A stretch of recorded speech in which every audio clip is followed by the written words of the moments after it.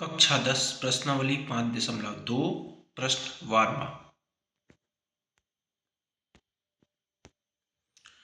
दो समांतर श्रेणियों का सार्व अंतर समान है। यदि इनके 100वें पदों का अंतर 100 है तो इनके 1000वें पदों का अंतर क्या होगा। इस सवाल में हमें बताया गया है कि जो दो श्रेणियां हैं उनके सार्व अंतर d समान है और इनके 100वें पदों का अंतर 100 है तो 1000वें पदों का अंतर हमें ज्ञात करना है। तो माना पहली समांतर श्रेणी का प्रथम पद a है, दूसरी समांतर श्रेणी का प्रथम पद a है।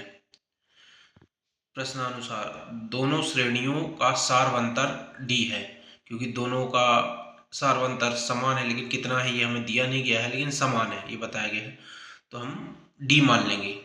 और प्रथम पद तो अलग अलग हैं, प्रथम पद के बारे में कुछ नहीं बताया गया, इसलिए दोनों को अलग अलग मानेंगे।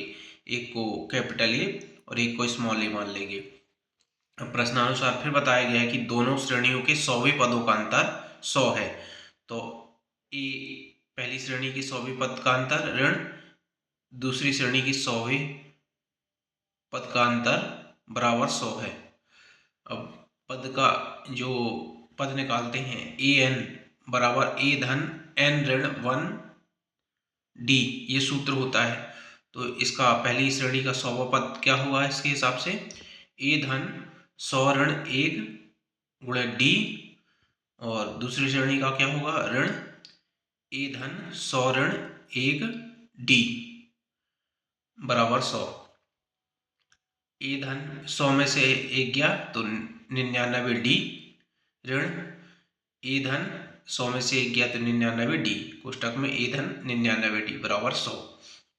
a धन 99d ऋण का गुणा a कोष्टक के अंदर करेंगे तो ये ऋण a हो जाएगा, और ऋण का गुणा यहाँ होगा तो ऋण 99d, तो 99d कट जाएगा क्योंकि एक ऋण है एक धन है।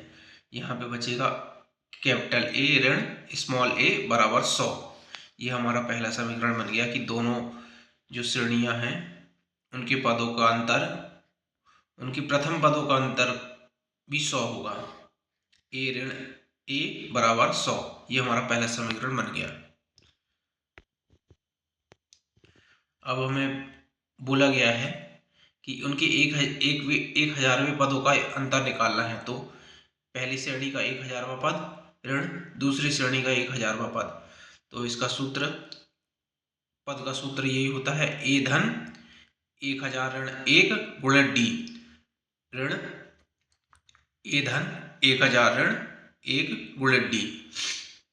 अब 1000 में से 1 जाएगा तो 999d, a धन 999d ऋण a धन यहाँ पर भी 999d हो जाएगा 999d, a धन 999d ऋण का गुणा एक पूरे कोष्टक में करेंगे तो ऋण a और ऋण 999d, यहाँ पर भी धन 999d और ऋण 999d कट जाएगा, यहाँ पे बचेगा a ऋण a।